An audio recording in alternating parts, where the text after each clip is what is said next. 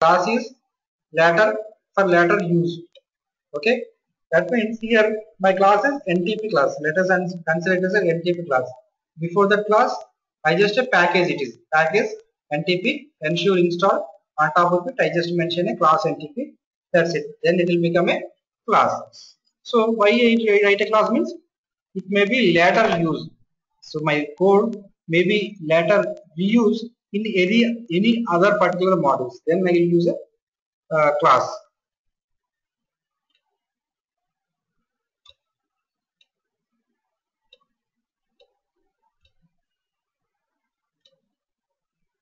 Okay, so once is the class defined, class definition is like class NTP and then resource type and its a declaration. Class NTP and then package NTP and then ensure it is installed. Then close the parenthesis and close the parenthesis. Then it will become a class. If you see the declaring, how can you declare the class? First one is a defining a class and second one is a declaring the class. Declaring a class in three different ways.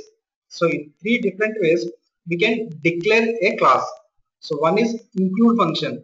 So wherever you need, so I already one class is already available like class like package Java and ensure install. So there is a installation of Java package is already available. I have to declare those class. Okay, already Java class is already available. I have to declare the class because I want to use that class.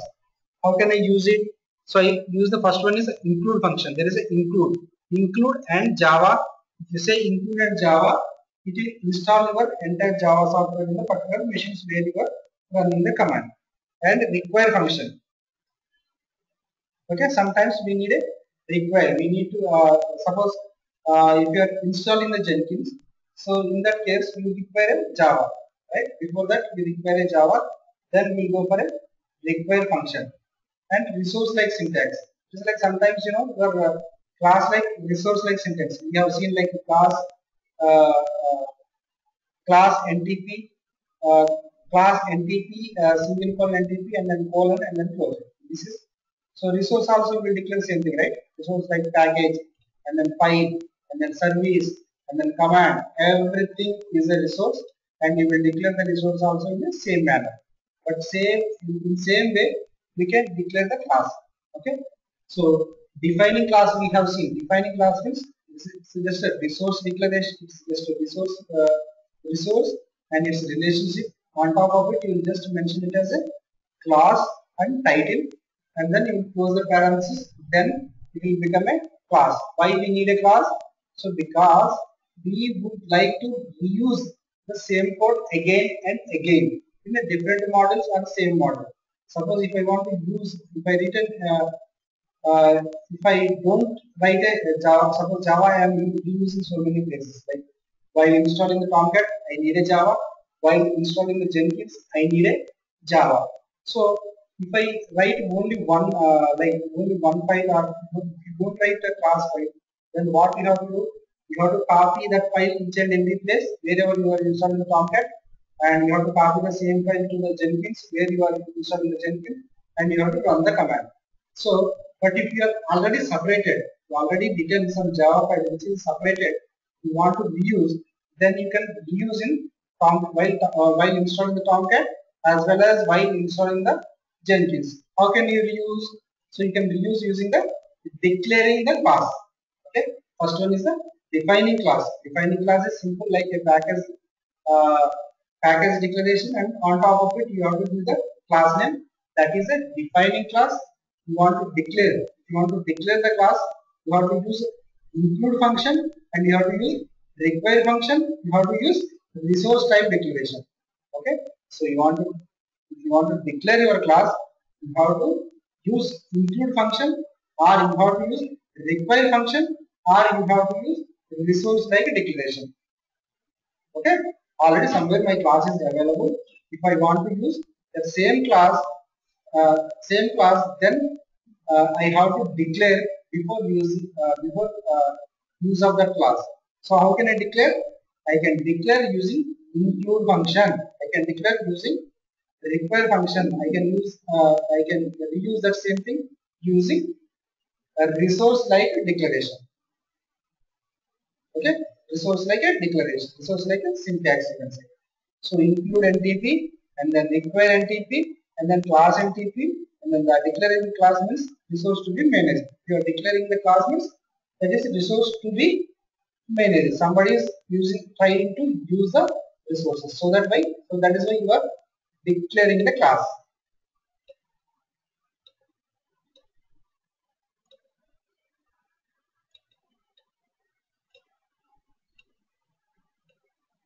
Okay, in general programming language like .NET or Java, so they have some inheritance concept like C++, Java, and then ASP.NET.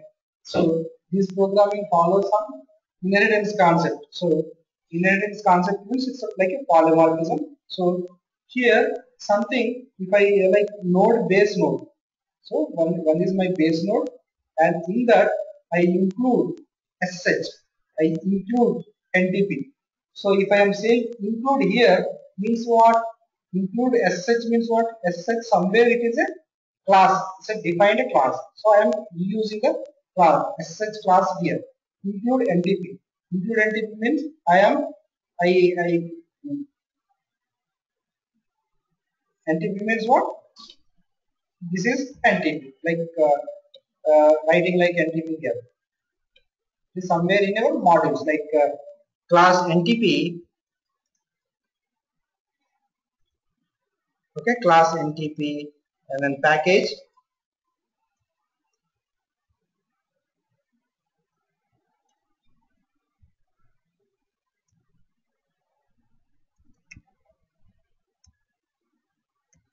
Ensure install and close it and then service.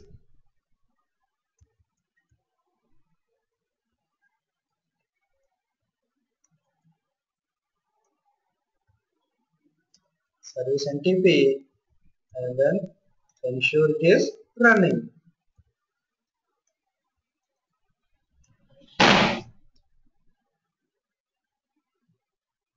Ensure it is running and then I am closing the class NTP. So if I am saying class NTP and include NTP means somewhere class is like this, somewhere is available. So that is why I am keeping the NTP. So right now getting, so include SSH means there is somewhere it is a class. So I am using the class, reusing the class.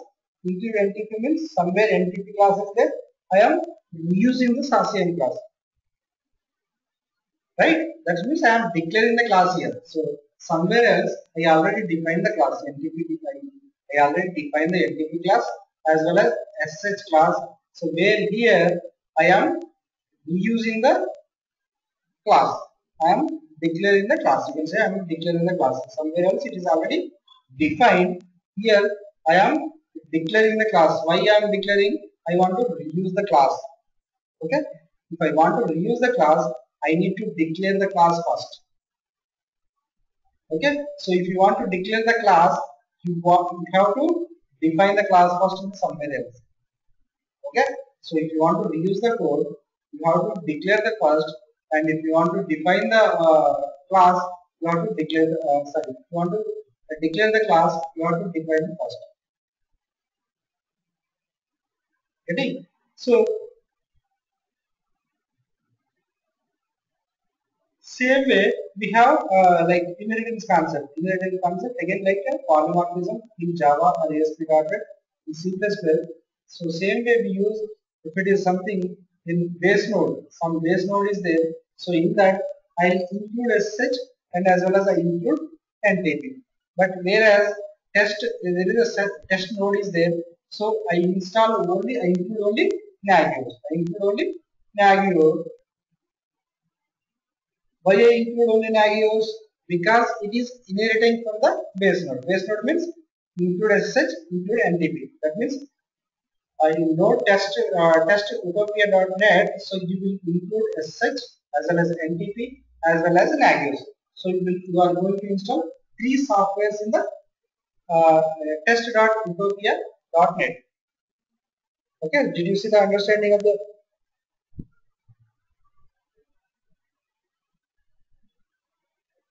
inheritance? Did you see the understanding of the inheritance? Inheritance is basically it's a client server architecture, like reusing your classes or modules, whatever is available in the base class.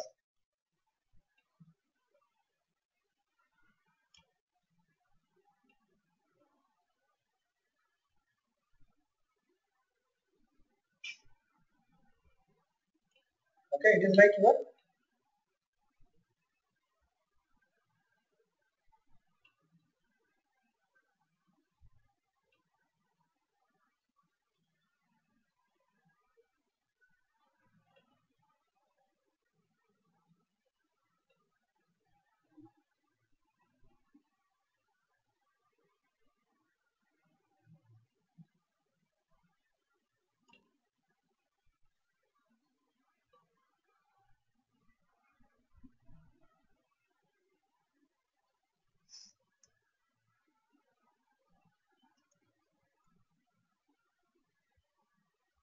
so what I am installing here.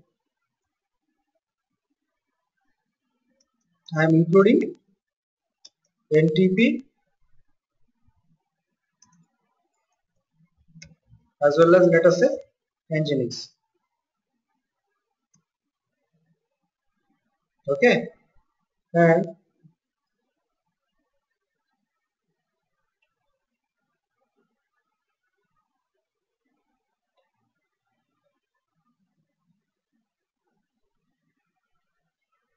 here what I am writing, include Nagios.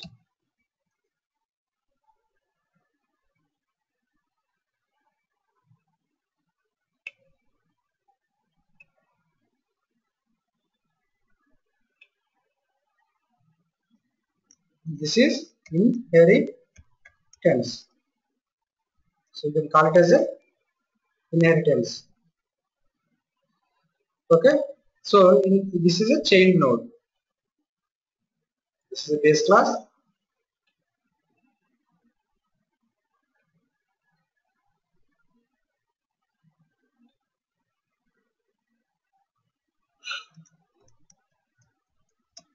This is a child class.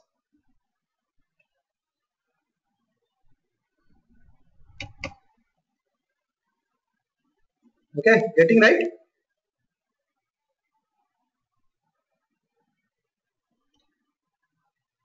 Okay, so we are using the inheritance concept in nodes.pp. So where first node is base node is, I am including SSH.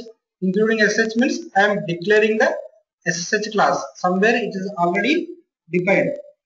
SSH class is somewhere already it is defined. I am just declaring the class here. Why I am declaring? I want to use that class. I want to use using the class. I want to install the SSH software. So that is why I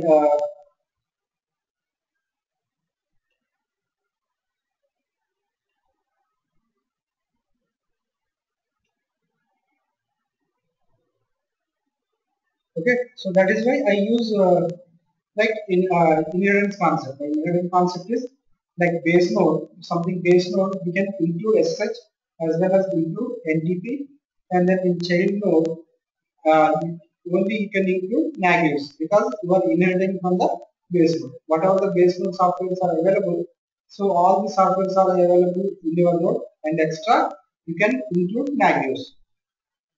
Okay, this is basic advantage of the inheritance.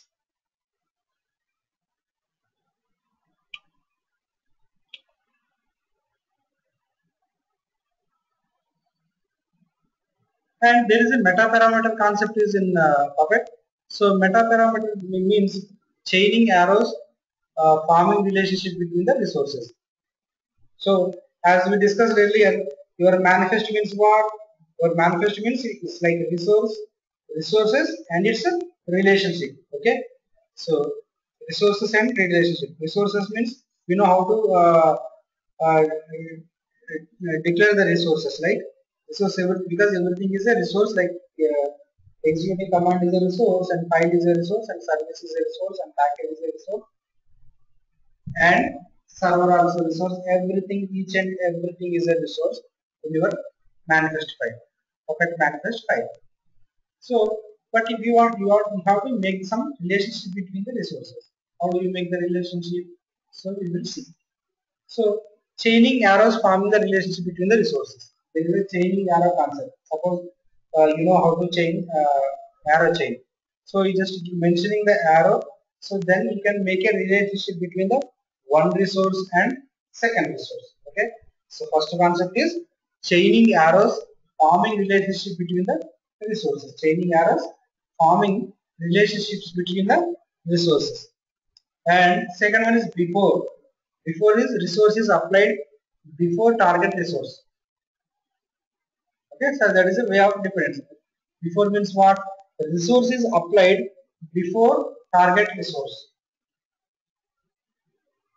Okay, suppose if I want to something start the services before, because if I want to start some services before that we need to something.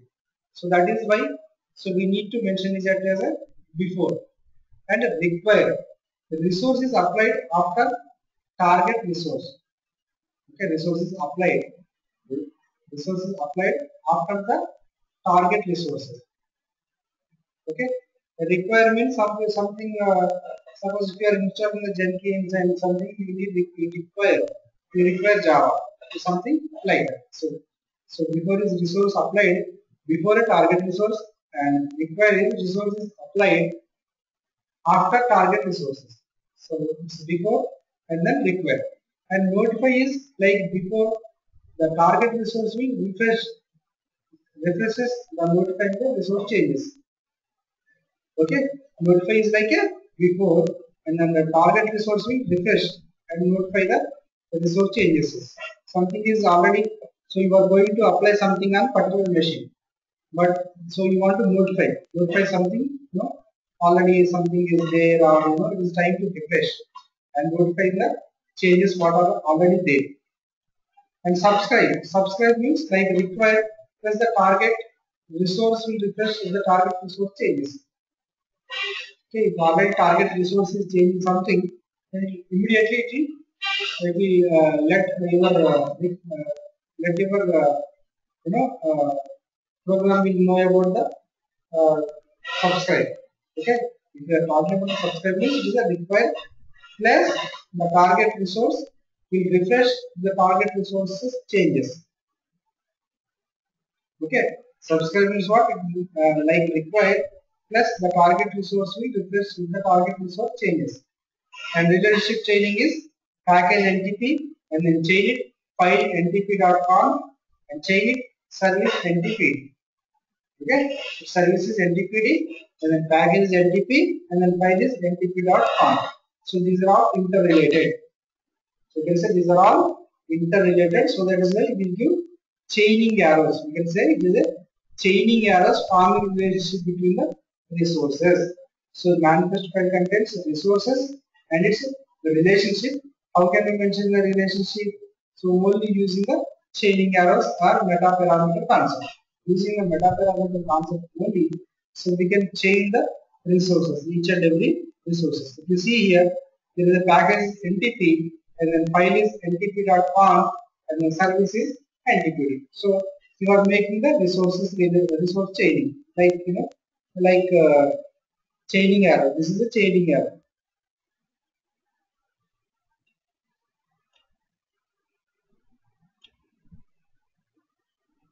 Okay, and as already we have seen, like resource types. So the resource type purpose comes with the resource type, and then so each and everything is a resource here. The file is a resource, and the executing command is a resource, and package is a resource, and service is a resource, and notebook is also a resource. Each and everything is a resource here. So when we are talking about the architecture, what we have to remember that each and every thing is a resource. So if you want to install something very fast, then you have to aware of what is the resource types are available and how can I write the program. So if these things are available and then you can able to write it, then you can easily install the software and you can easily manage the packages and you can easily add the user or you can easily add the group or you can easily start and stop the services and easily notify the some services.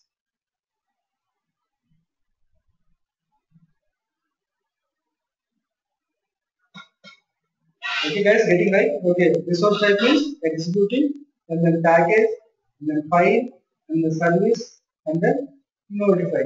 Resource type means notify. Uh, Resource type means what? Execute, and then package, and then file, and the service, and the notify. So we use all these resource types. So Puppet template. So we see the Puppet template as well. And Puppet templates are files that use a simple markup language to insert dynamic content. Suppose sometimes you need to there is a demand on demand, like you need to insert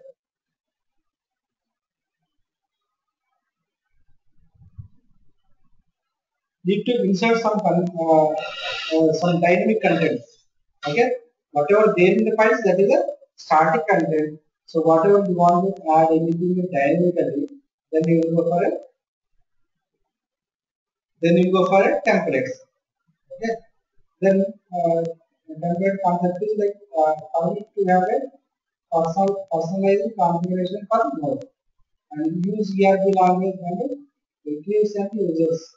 So you always use ERB language.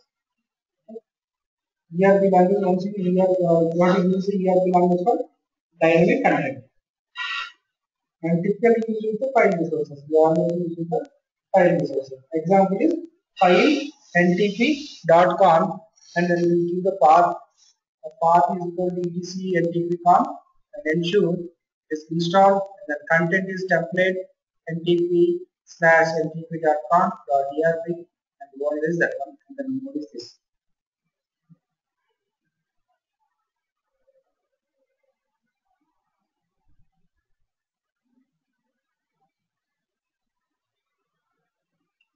ERB language?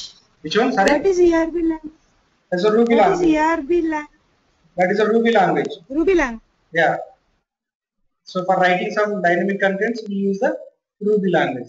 So only for something you want to insert something before deploy your code or before you build the code. So dynamically you want to insert some content, then you will go for a Ruby language and insert the content and then build or deploy your code.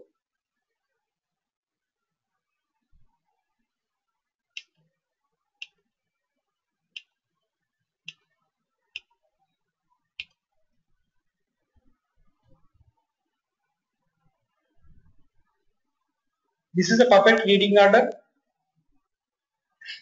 Okay, Puppet sees first site.pp. There is a site.pp inside the manifest, and then there is a nodes.pp that is again inside the same folder manifest.pp. So yesterday we have seen site.pp and then nodes.pp, something declaring your mentioning all your server details. Okay, and third one is modules manifest init.pp. So it will go and see the init.pp, and fourth one is whatever the static files are available in the modules. Okay, first one it will go and see the site.pp, and then it will go and see the site.pp, and it will read the content, or it will read the resources, and it will read the resource relationship. Once it understands the resource relationship, then it comes to the nodes.pp, and it will apply which nodes you have mentioned in the nodes.pp. Okay, so if you mention only one node, it will apply only on particular one node. So if you mention more than 100 nodes, it will apply all the more than 100 nodes. Okay, so basically So what is the variable there after modules? What is that? In the reading order, when after manifest nodes.pp, its modules and a variable is there. What is that variable? $no. That dollar. Okay, that is what we give the Puppet conf. You see, Puppet conf is there, right?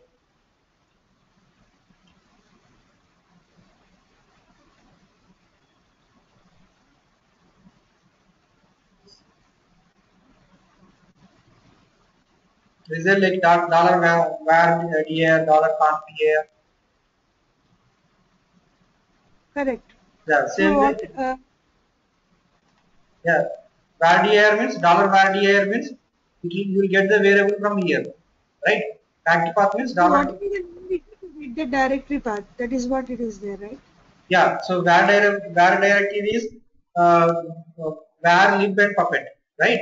And fact path is after var lib, var directive, and then you will follow some lib and factor. Getting right? No, Yeah. So first that is is the directory path variable. That is it, right? Whatever the directory path variable we define in puppet.config, you use it there. correct. Yes, that is customized. You can customize it and then you can modify it. That is a reading Okay, order. well. Okay, that is a reading order. Basically, it's a you will see the reading order.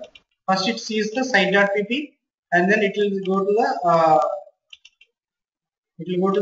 nodes.pp, and then it will go to the init.pp, and then it will go to the modules. Okay, first it will go to the site.pp, and first it will go and see the site.pp, and it will try to get the like whatever the resource declaration and resource which you have written. So it will try to read the same thing, and then it will try to apply apply the resources wherever apply the resources are on nodes that which you have declared in the nodes.pp.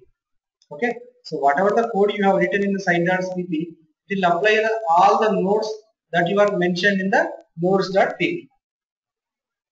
Okay, and then suppose if you have any number of models, n number of models, like one Java model is there, one Tomcat model is there, one MySQL model is there, one JDK model is there. So you have n number of models are there. Okay, one Git model is there. So if in each and every model, so we have again one init.pp. Okay, each and every model contains one init.pp, and each and every model contains files. Files means it is a static files. Okay, and what is the facts? Already we have seen what we already discussed about this one. Facts is a global variables with information about the system that the scripts are running on. So where you want to run the scripts, where you want to run the scripts, or where you want to install your software before running or installing something. So you have to get the configuration of that machine. You have to get the OS of that particular machine. Once you get the OS, and then once you get the configuration details, you can install the software, or you can run in script on that particular machine or server. So if you want to see the what are the factors are available, so if you can type a command like factor-p. Using the factor-p, so you can see the what are the factors are what are the variables that are available in the factor. So already we have seen some example in the factor earlier.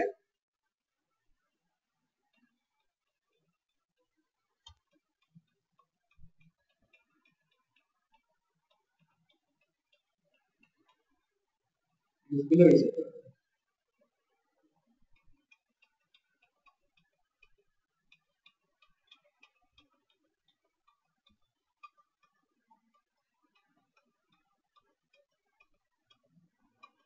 Yeah, this is the factor example.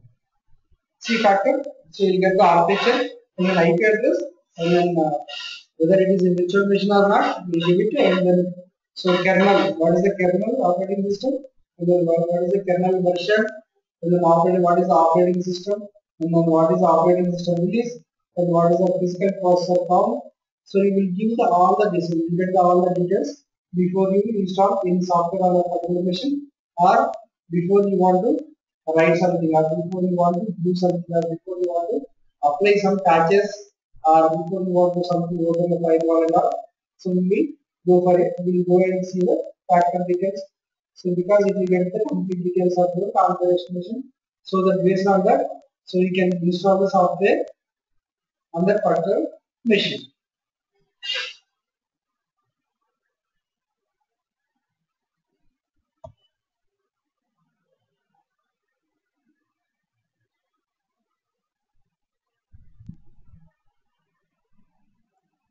This already we discussed. Node means this is a domain.com. Suppose this is server, and then you are including the web server. Including web server means what? Including web server class, right? Class declaration here. We already defined somewhere web server class, and we are declaring the same class here. Why I am declaring? I want to use the web server here. Getting the point? I want to use the web server, whatever it is written in the class, web server class. And second one is node. Nodes, n number of nodes, like db1 node is there, and db2 node is there, and db3 node is there. So here I am including database, just including the database. Again, database is what? Database is a class, right? Somewhere it is a class, and if, somewhere this class is defined. Here you are declaring the class. Why you want to declare? So you want to use the software. Okay. So you want to use the software. So that is why you are declaring the software here.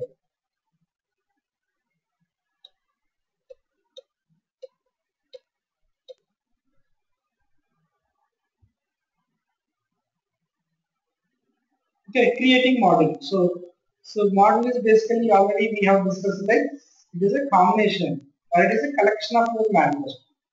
Okay, it is a combination or a collection of your manifest. Apart from the manifest, so we may contain like templates, like files, and then specification, and then uh, uh, facts, and then examples, and then libraries, and then so whatever it is that manifest.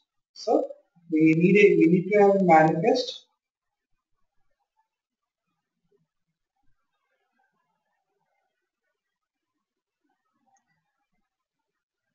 Okay, what is the time of this?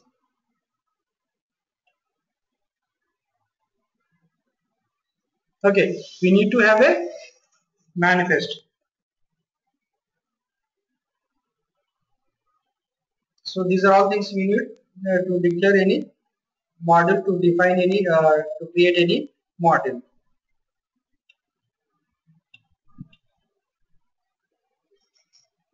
It is a creating model. Creating model is on the Puppet Master create the directory structure for a model name like Visual Path. So if you are trying to create a, if you want to create a new model name Visual Path, so then like you have to give the Visual Path wherever model you are creating.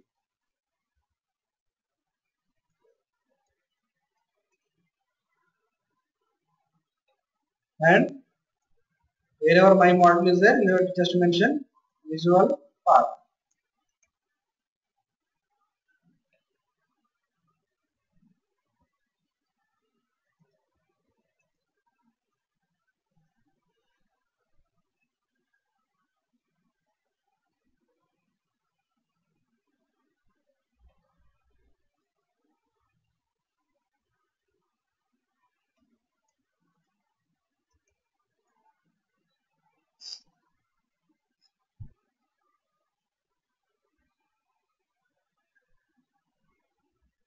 Okay, so what you are trying to do, you are trying to create a new model. So how can I create a new model?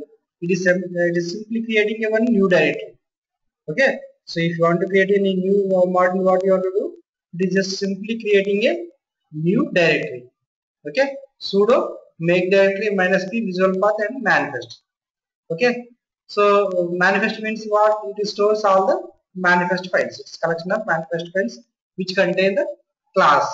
That means class. What is the class? Class again it is a resources and it's a relationship. Okay, so then what you have to do, you just go va visual path manifest and init.pp.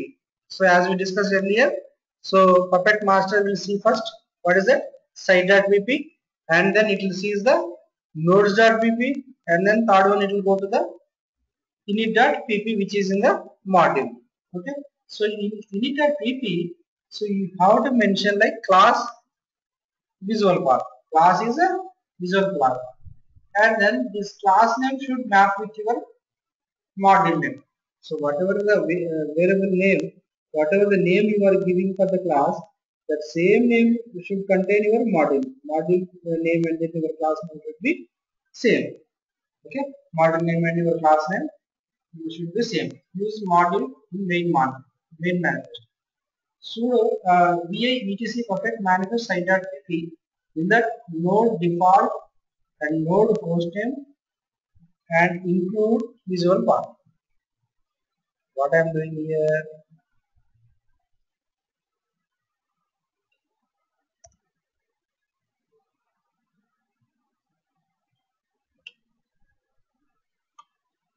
one is a node path, node default, and second one is a node hostname, and then include visual path. Because here first one is by default whatever it is coming, so you can install it, and second one is node hostname include visual path. Wherever hostname is there, you just include or you just install the visual path software or visual path module.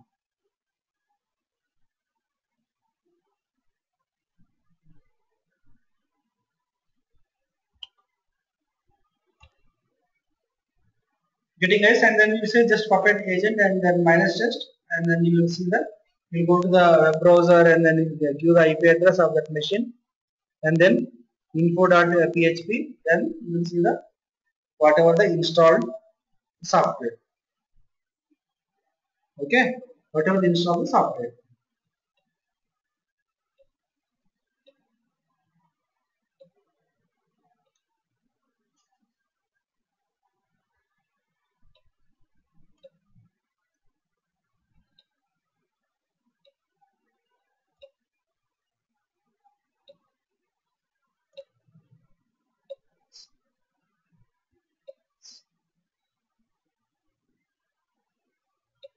Okay, we have seen the creating module, and yesterday last day we already seen the how to configure Puppet server, and then Puppet client, and then Puppet module commands.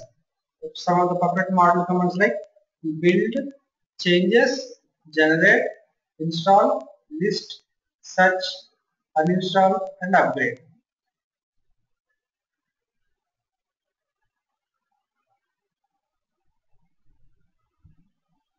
Okay, I am repeating again. So these are some of the commands are available for module. So okay, these are some of the commands are available for modules, and then so what are the different commands are available? Build, changes, generate, install, list, search, uninstall, and upgrade. So first one is a build, and then changes, and then generate, and then install, and then list, and then search, and then uninstall, and then install. Okay, these are the commands that uses module can use these commands. So build, you want to create a new module within the active. Build this one. Using the changes, you can see the changes, what are the modified and everything other stuff. Generate a file if you want to generate the folder structures.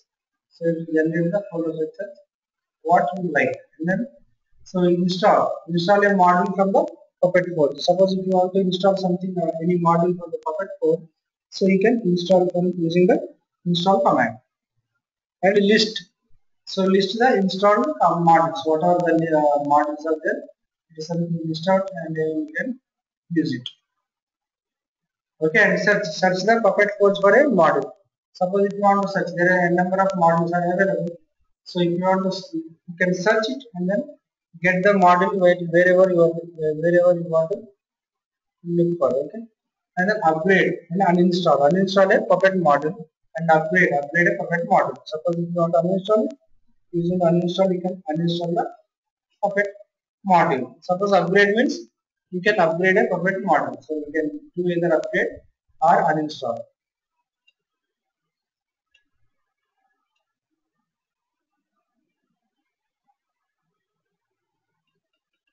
Okay guys, tomorrow we'll meet. Let me know if you have any questions.